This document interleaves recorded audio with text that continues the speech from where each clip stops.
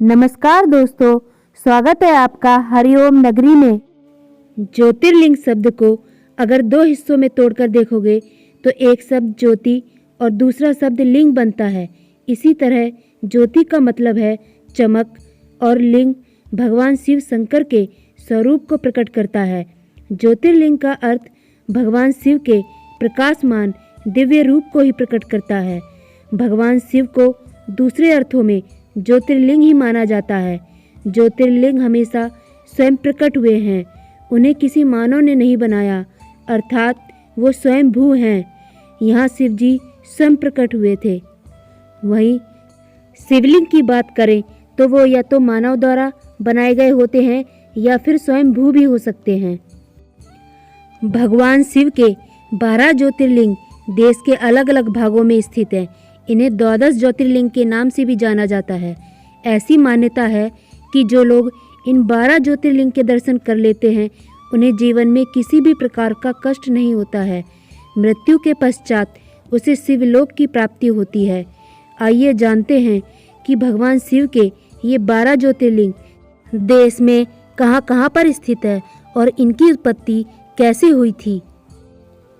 पहला है श्री सोमनाथ ज्योतिर्लिंग, जो गुजरात प्रांत के सौराष्ट्र क्षेत्र में समुद्र के किनारे सोमनाथ मंदिर में यह ज्योतिर्लिंग स्थापित है।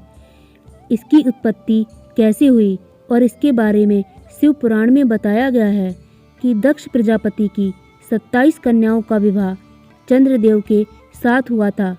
तब वह नक्षत्र बने, लेकिन चंद्रमा का प्रेम सिर्फ रोहिणी के प्रति ही रहता था। इस बात से अन्य नक्षत्र यानी दक्ष प्रजापति की कन्याएं बहुत दुखी रहती थी। उन्होंने अपनी यह व्यथा अपने पिता को सुनाई, जिसके लिए दक्ष प्रजापति ने चंद्रदेव को अनेक बार अनेक प्रकार से समझाया, लेकिन रोहिणी के प्रेम से वशीभूत इन पर इसका कोई प्रभाव नहीं पड़ा। अंततः दक्ष ने क्रोधित होकर उन्हें क्षयग्रस्त होने का श्राप दे दिया। इसके कारण चंद्रदेव तुरंत से क्षतिग्रस्त हो गए, जिससे पृथ्वी पर उनका सारा कार्य रुक गया। ब्रह्मा जी ने कहा, चंद्रमा अन्य देवों के साथ पवित्र प्रभास क्षेत्र में जाकर मृत्युंजय भगवान शिव की आराधना करें। उनकी कृपा से अवश्य ही यह रोग मुक्त हो जाएंगे। उनके कहे अनुसार ही चंद्रमा ने घोर तपस्या की, 10 करोड़ बार महामृत्युंजय मंत्र का जाप किया। इससे प्रसन्न होकर मृत्युंजय भगवान शिव ने उन्हें अमृत का वर प्रदान किया। उन्होंने कहा, कृष्ण पक्ष में प्रतिदिन आपकी एक एक कला क्षीण होगी, लेकिन पुनः शुक्ल पक्ष में उसी क्रम से आपकी एक एक कला बढ़ जाया करेगी। इस प्रकार प्रत्येक पूर्णिमा को आपका पूर्ण चंद्रत्व प्राप्त होता रहेगा। श्राप मुक्त होकर चंद्रदेव ने भगवान शिव से प्रार्थना की कि आप माता पार्वती जी के साथ सदा के लिए प्राणियों के उद्धार हेतु यहाँ निवास करें। भगवान शिव जी ने उनकी इस प्रार्थना को स्वीकार कर लिया। तभी से भगवान शिव माता पार्वती के साथ ज्योतिर्लिंग के रूप में यहाँ रहने लगे। दूसरा है श्री मल्लिकार्जुन ज्योतिर्लिंग, जो आंध्र प्रदेश में कृष्णा नदी के तट पर श्री शैल पर्वत पर स्थित है। इन्हें दक्षिण का कैलाश भी कहा जाता है।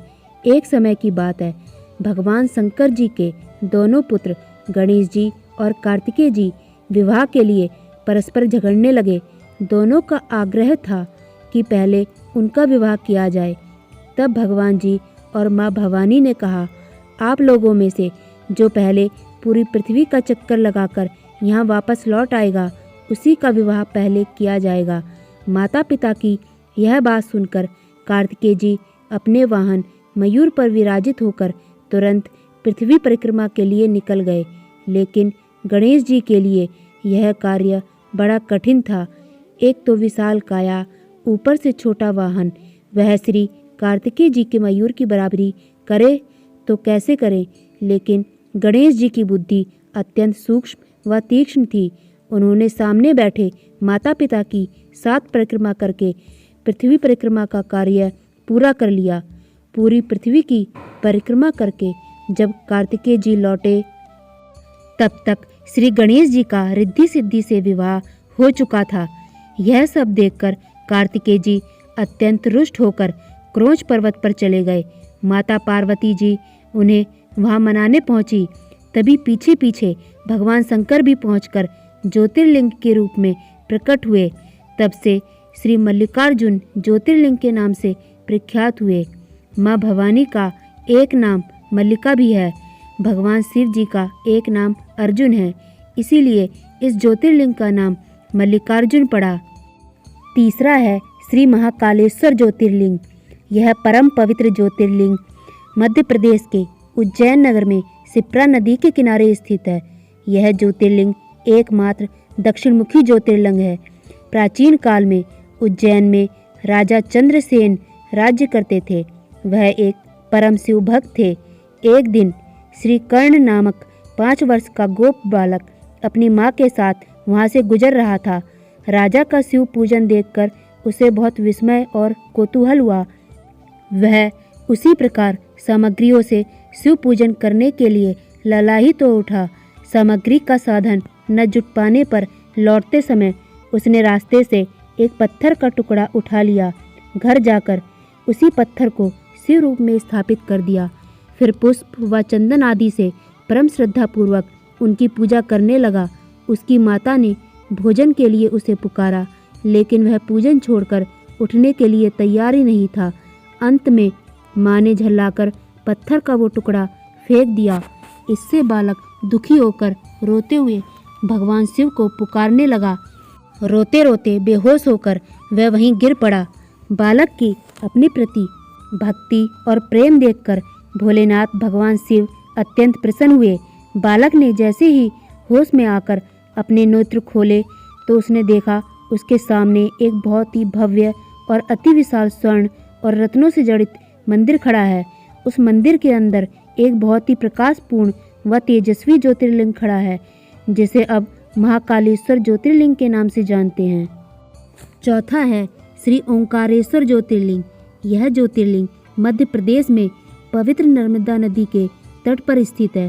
कहते हैं एक बार विंध्य पर्वत ने पार्थिव अर्चना के साथ भगवान शिव जी की 6 मास तक कठिन उपासना की। उनकी इस उपासना से प्रसन्न होकर भूत भावन शंकर जी वहां पर प्रकट हुए।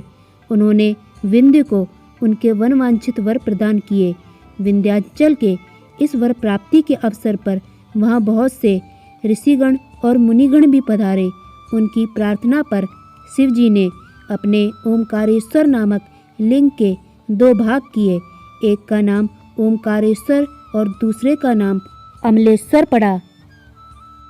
5वां है श्री केदारनाथ ज्योतिर्लिंग। यह ज्योतिर्लिंग उत्तराखंड के पर्वतराज हिमालय की केदार नामक चोटी पर स्थित है।